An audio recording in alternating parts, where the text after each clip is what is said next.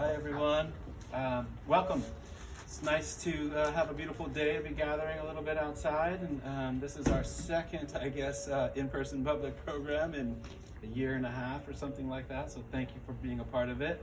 I'm Jason Lanetsky, director of the Anderson Collection here, and delighted to have as our guest Sam Watts, who is a really nice person and a very interesting and very passionate and very curious individual who loves not only his grandfather, Sam Richardson's work, but many other California painters, sculptors' works. He grew up obviously with a family of people who are connected to art and artists. Without a doubt, I would say is an artist in his own right, is an educator, is certainly the caretaker of his grandfather's legacy, but also somebody who is just passionate about creativity and artists, and has taught me a lot about Sam Richardson's work and about Nathan Oliveira's work and about Dievenkorn's work and relationships that can be made between those artists and in those times. So we're really happy to have Sam here today. Sam has made a lot of what you see in that gallery possible. We wouldn't be able to share the works that we're sharing without Sam's involvement. Thank you for your patience and initially for your inspiration in terms of working with the museum and wanting to have a way that we could present more of Sam Richardson's works, and then your patience because we've been talking about this for a long time. And something called the pandemic came in and museum had to be closed and all these things, and all along Sam was very understanding and gracious about making it work. So we're delighted that you made it work, and we're delighted that you're here, and look forward to hearing more from you now. Thank you so much, Jason. All right, thanks, Sam. Yeah. Well, hi. I am, Sam Watts, and my grandfather, Sam Richardson Watts, has the show right behind us. I grew up, like Jason said, very involved in my grandpa's world. Our families were very close, all growing up. He's my mother's dad.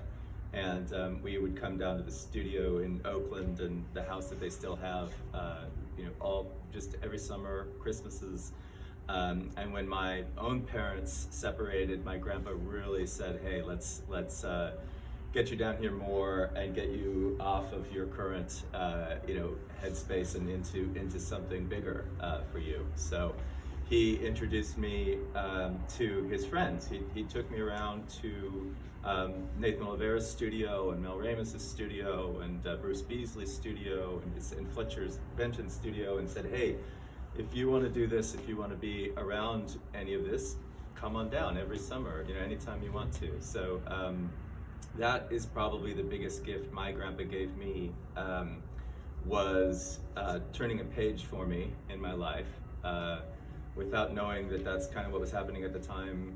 Much later, I look back on spending time in this area and with these people as such a life-altering and life-changing time for me. So I want to start talking a little bit about where my grandpa grew up, and he grew up in Oakland, California. He was born in 1934, and like many people born in the 30s, he didn't have much money around the house. And possessions were something that he told me he sort of had to invent.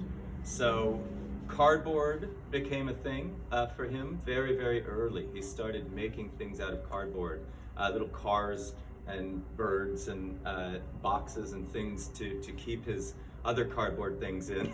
So he started sculpting, I would say, really, really early. That was something he really remembered and really talked about often. Making cardboard worlds for himself. And he grew up and spent his whole life really in Oakland. He went to San Jose, he went to CCAC in Oakland and got his bachelor's and his master's at the California College of Arts and Crafts. He then went to San Jose, where he accepted a teaching position at San Jose State, where he taught for I think over 40 years. which was a huge part of his life. Teaching to my grandpa and art making could not be separated. They were one and the same. He had ideas there that spurred everything that's inside here.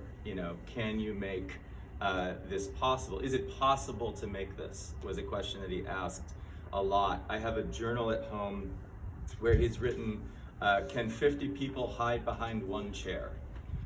And there's a little drawing of a chair. So he always had these ideas that I think he wanted to genuinely try. I think he wanted to see if it was possible, what was possible. So at San Jose State, he met up with a number of artists that were working in really similar materials, new materials, plastics and resin and fiberglass, and everybody was trying to, have something 3D hang on to something that's on the wall, just trying to see if you could make it stay, so trying to combine sculpture and painting and mixed media. And he found at one point, a couple of domes, like plexiglass domes at a salvage place, and started making these wall hanging pieces with a dome on them. And the one that came to mind this morning was a plane, and he made a cockpit for the pilot, to sit in out of that dome, right? So then he had this idea, wow, what I really love about this piece is what's under that dome, that how your eye goes straight to that little area, that little world that he had created. From there, pretty quickly, he's making landscapes. He's making landscapes under these giant plexiglass domes. Some of them are, a couple of these bench segments long, big pieces. And quickly he realized that he couldn't see, and others couldn't really see what was going on inside of there too easily. The reflections when you photograph the piece, and this is the era of it needs to be strong contrast, black and white, for the art magazine kind of thing. So he realized he wasn't going to get what he wanted there. So pretty quickly he abandoned the dome as part of the piece, and started making these freestanding little tabletop sculptures. So here in this photo I have, it's pretty small, and I could pass this around. I think it's good to see. Here's my grandpa in his studio with most of that iceberg is below the water, which is inside here, the iceberg piece. And at this show in 1969 at Martha Jackson Gallery, which is his main East Coast gallery, the Andersons here bought 3 sculptures from him. And I know for a fact that purchase and that, feeling of, being acknowledged in New York by Californians was something that was so deeply important to him, and was really moving for him to sell those work. Beyond, being in this incredible collection, in the Andersons collection, it was really the act of saying that we see in what you're making, you and what you're making, So at that moment, he really felt like he had landed on something that was gonna go for a while. That then, from that show in 1969, he continued to make these landscapes, bigger, smaller, taller, skinnier, all the variations that you see inside. He incorporated little poles that were meant to cast shadows, and when you walk around the pieces, you can watch the poles move with the light across the surfaces, which was a huge, for him, it was like painting. He always loved to paint. In those works, you'd never know he loved, Oliveira's work and Diebenkorn's work. My grandpa looked at those artists all the time and just sort of shrugged. He said, gosh, like what they do, I kind of would give anything to do that. I mean, what an incredible thing to see, just these big splashes of color. And there were times that he attempted to make, paintings in sort of the California style. And it didn't stick. He didn't find anything there for him that he continued to do. So the sculptures and all of their delicate, nuanced colors really became his style, I would say, and his most treasured works by him, I think, and by others. He made only one of every single piece that's in the show ever. He never made another one. So he would make these beautiful molds like this and sand these things down and their surfaces. My mom used to say she got hired at a very early age sanding these sculptures, like making surfboards, they'd say, to get the surfaces to be where he could paint them with this really delicate spray, and nothing would stand out. There'd be no, topography, a perfectly flat, pristine surface, which, in time, as the person now that is sort of taking care of a lot of these works from the 60s and 70s, they're almost impossibly perfect. They immediately, something happens and it stands out from all the way across the room, which makes them even more powerful to me. I mean, their pristine nature. And also, I just feel like each piece is sort of miraculous, that it's here now, the way that he made it, for the most part, in every work that's in this show. So that I know with the Andersons, that takes great care. That's something that is not forgiving. One little thing on there and it's different, and I know personally, would never attempt to repaint anything that went wrong, because what you'd be doing in my grandpa's case is completely changing the whole. You'd go in for a quarter inch, and you'd alter, the whole piece. They're nearly impossible to fix once something happens. So to me, that has made them even more powerful and even more precious. And I am so happy that this show came together the way that it did. It's absolutely beautiful. So I'm filled with gratitude to the Andersons and everybody involved in making this show happen. It is really something to see them all together, and I know that they've had the iceberg piece on display for quite some time, and what I love about this is that you're able to see all the different modes, that he tried to do sculptures that were larger, smaller, and there you see everything. You see that it isn't just the one iceberg, and wasn't that neat to try that. You see him trying other things, trying to make another island or another iceberg. So that is why seeing them together is so important to me. My grandfather, after the landscape sculptures, he attempted to make, or did make, many room-sized sculptures. He had about a decade in the late 70s, early 80s, where he started to do these big room-sized installations. He did one at the D. Young, he did one at Mills College, he did one in New York at Martha Jackson, and that marked sort of the end of landscape for him. He made sort of these ultimate versions of these very small pieces inside, where you would walk into a room and encounter one of these landscapes, 45 feet across by 45 feet across, with these beautiful poles in the center. And each piece, there's a lot of documentation of him making these pieces. And each piece he hand built every single part of the whole thing. He was obsessed with making the under structure that you didn't even see, absolutely beautiful. Whereas each piece fits perfectly together, seamless as one of these sculptures. He was making these enormous installation pieces.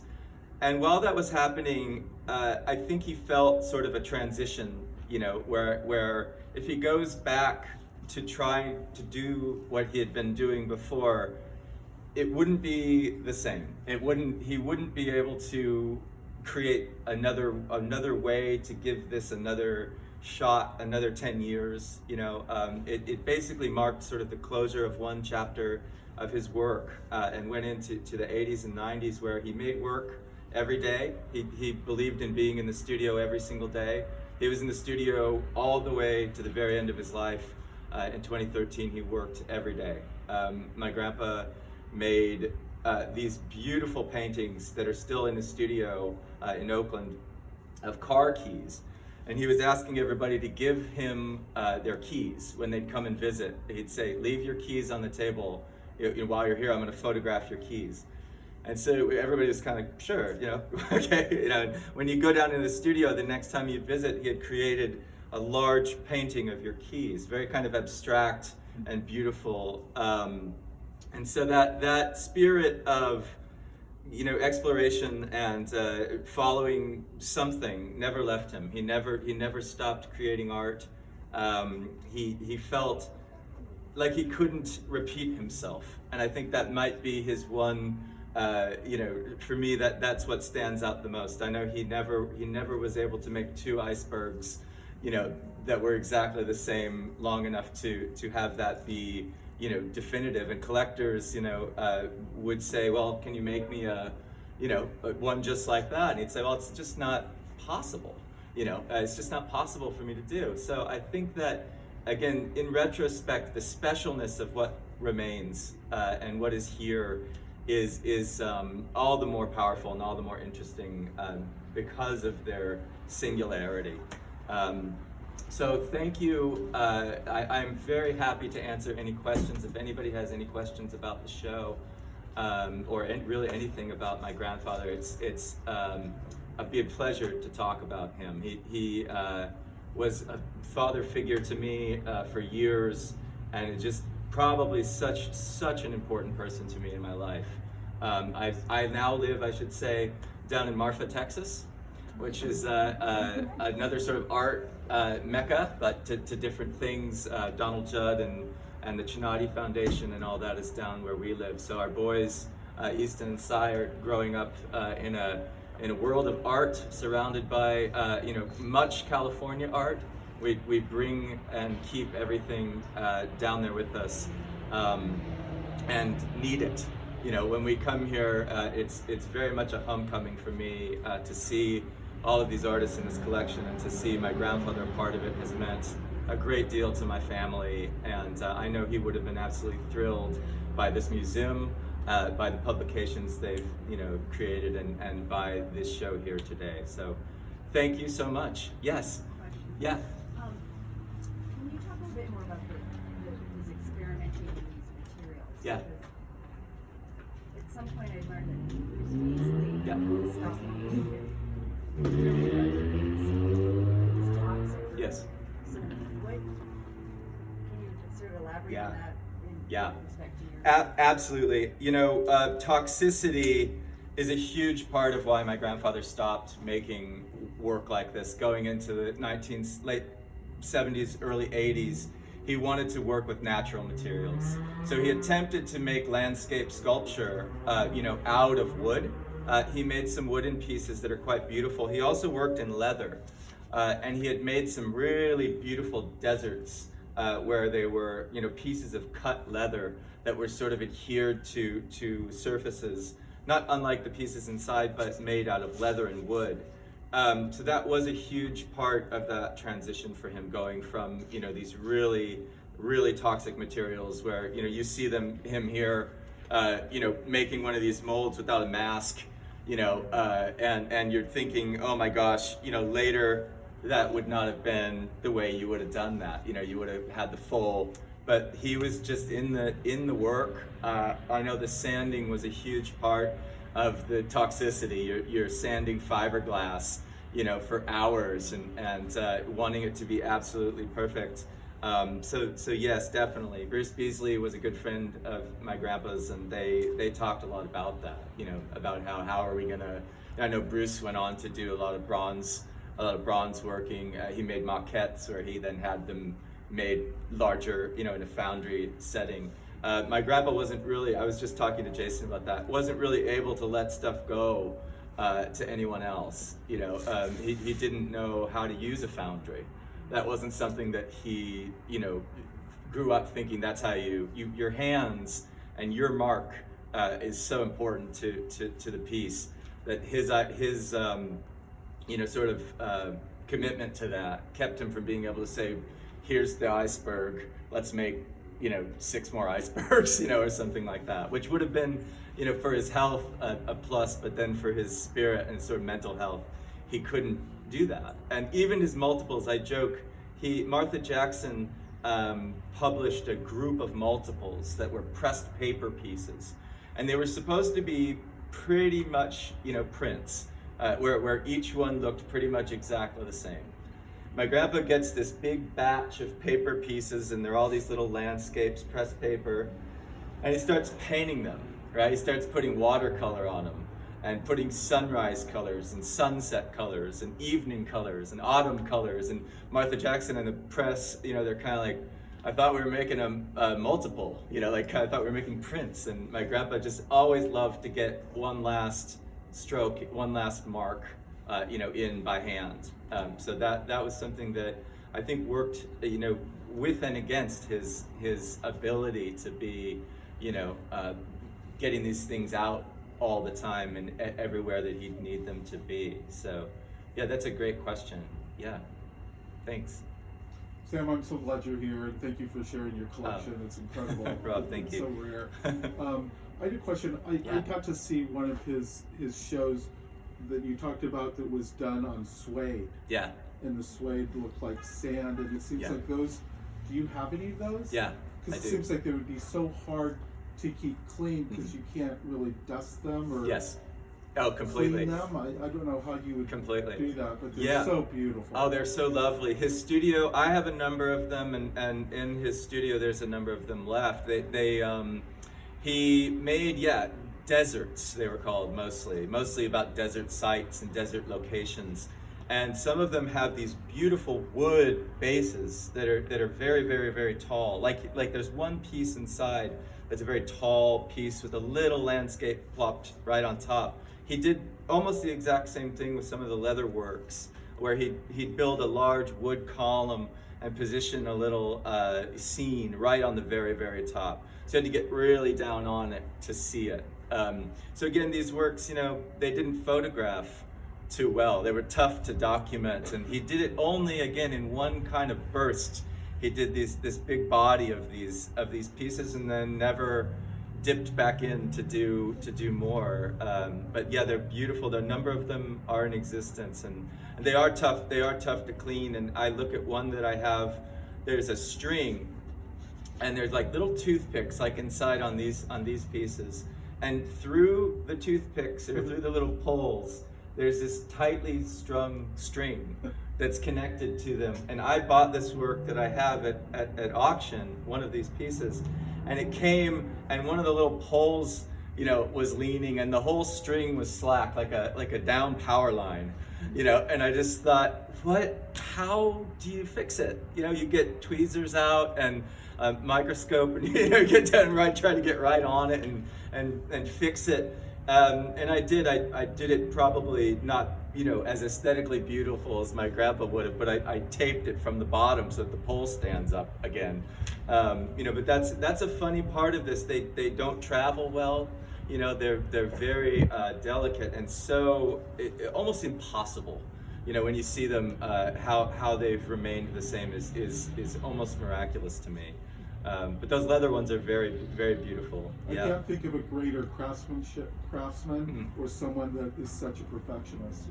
Just incredible. Yeah, oh, thank you. I have a funny story that reminds me. One of his studio assistants and I have I've actually become friends with a lot of his studio assistants because a way to learn about your grandpa from other people who worked with him, you hear stories that you never would have, that doesn't sound like my grandpa, he didn't, but then they're like, no, believe me, he did do that. And there was a show called 18 Times at Mount Hamilton, where he built 18 pieces, all at different times of day, centered around Mount Hamilton. And they were installing this piece at, I think it was Hanson Fuller Gallery in San Francisco. And when my grandpa's studio assistant was lifting one of the pieces up out of the case, it scraped on the crate that was attached, inside there's foam and then the crate. And he lifted it in a way where it scraped along the side of this piece. And here's this, 18-piece show. One of them has a big line on it, right? And he said, your grandfather, I've never seen him angry. I've never seen him upset, really. He didn't really seem ever to get flapped by just about anything. And that was a moment where he said, I didn't even want to go in the gallery. I didn't even want to see that piece, you know. And my grandpa came up to him after the opening. And of course, they had to leave it. As anybody that's gone inside knows, if something happens to one of those, you're not on the spot. There's absolutely nothing that can be done. And he puts his arm around him, and my grandpa says, well, the piece sold, you know, no problem. You know, he said, the guy's heart, he said, he just almost started bawling, you know, because he was sure he was going to get a classic, you know, you absolutely can never do something like that again. My grandpa said, don't worry about it, it's in the past, you know. And he stayed on as a studio assistant for years after that. But those surfaces, oh boy, I mean, just absolutely amazing. And the people that helped always helped in the very early stages, you know, in the sanding and all the painting was my grandpa's world. He loved to airbrush those little colors, those little mists, he called them. So yeah, I'm happy you reminded me of those leather pieces. We'll have to get one here someday to see, because they're very beautiful.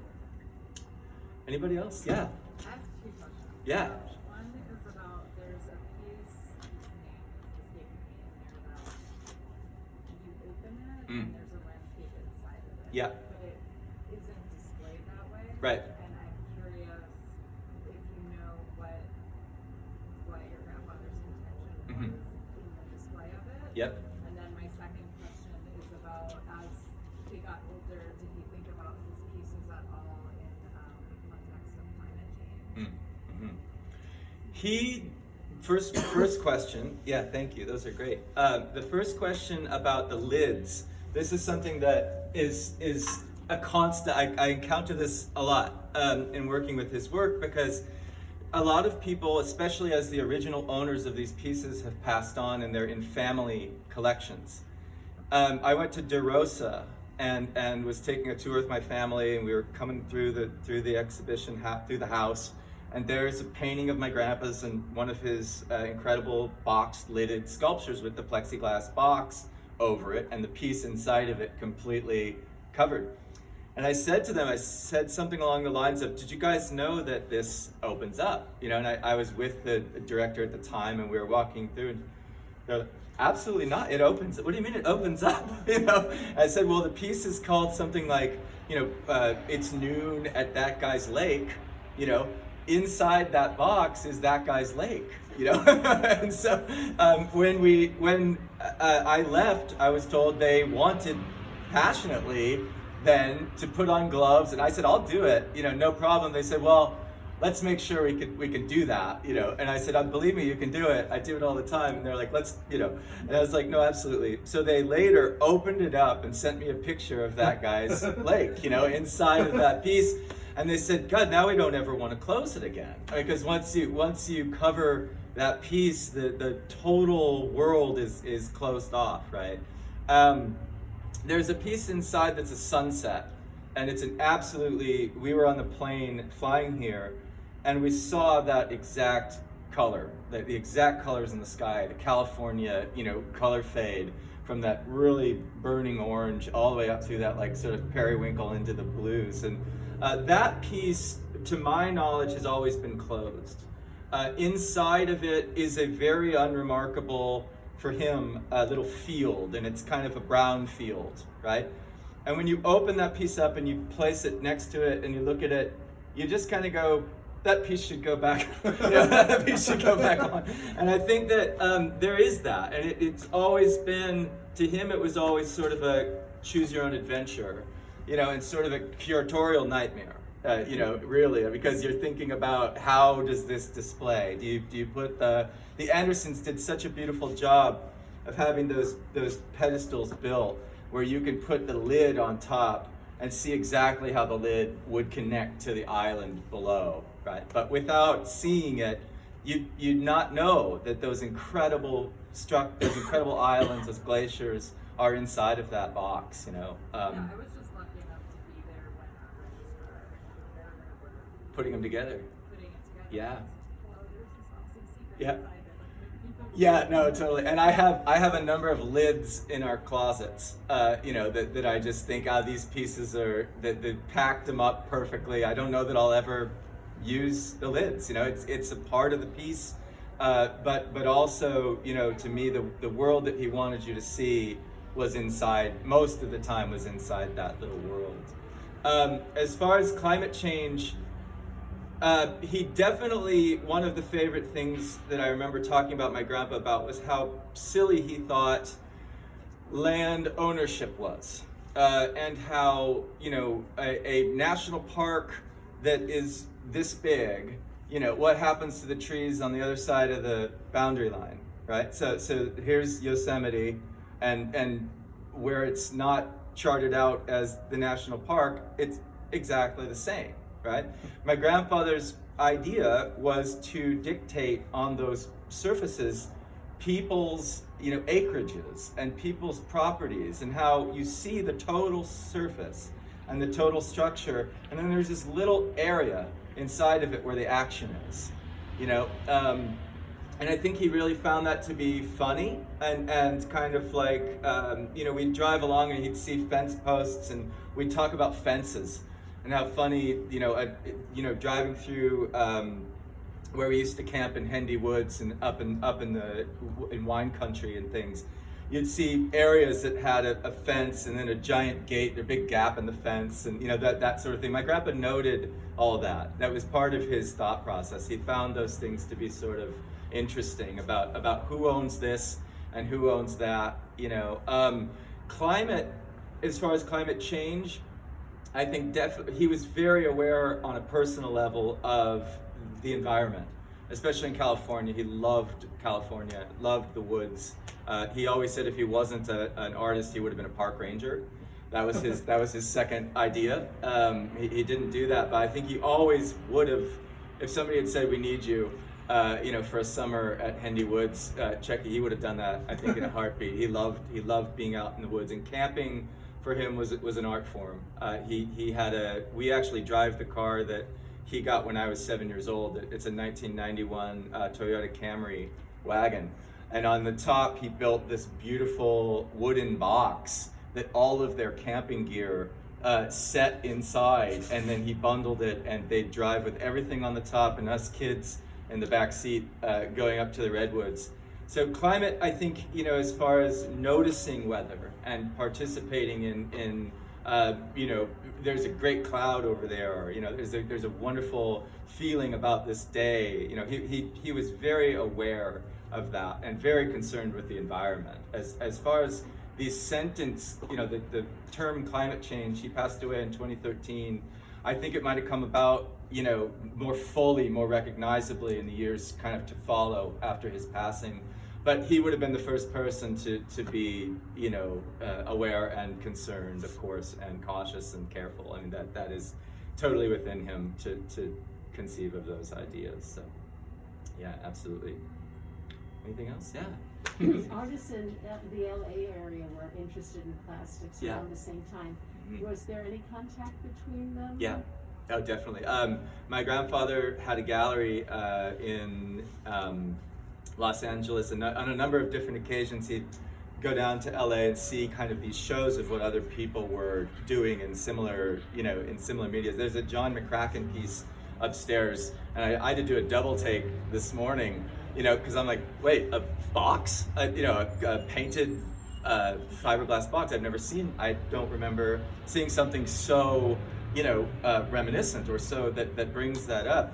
He was definitely aware, that other people were using these new materials, and that was part of the fun, I think, for him, was the camaraderie, between all these artists that were trying things, that were failing at these things, and then refining it and learning that, just because you can do something with this plastic doesn't mean you should, and he made some pieces I know that he thought were too almost funny, like he made some enormous rainbows out of cast plastic, and you look at them and you're like, now they're very sweet and special, as like a family member. You're like, oh, but as far as trying everything, some things didn't, work, and some people were doing it far more serious, and I know Irwin and McCracken and Bruce Beasley and a number of these artists really taking that material and trying to make something really pure and clean and straightforward. And I think my grandpa liked to sort of play a little bit more with this stuff and try things out that maybe were less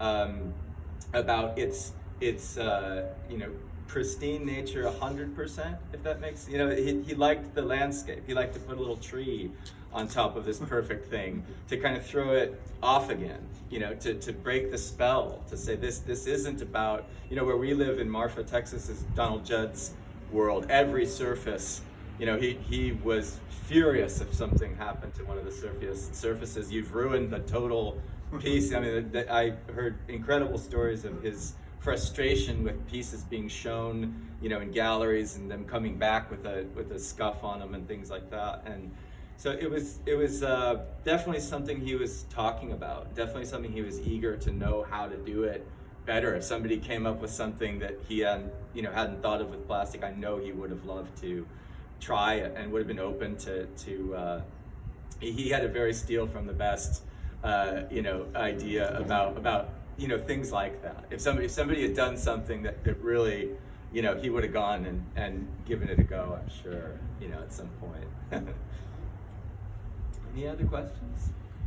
Sam, are you Yeah. an artist also? Is that why you're in Marfa? I'm a teacher, and I think that when I was, I was a part of what was called here in Palo Alto. My grandpa's best friend was Sam Smith, and Sam was a designer here in Palo Alto. He had a building on High Street, and I used to come over to Palo Alto with Sam Smith, Sam Richardson, and myself, Sam Watts. We had this Sam's Club, and Sam made us business cards that were all the same.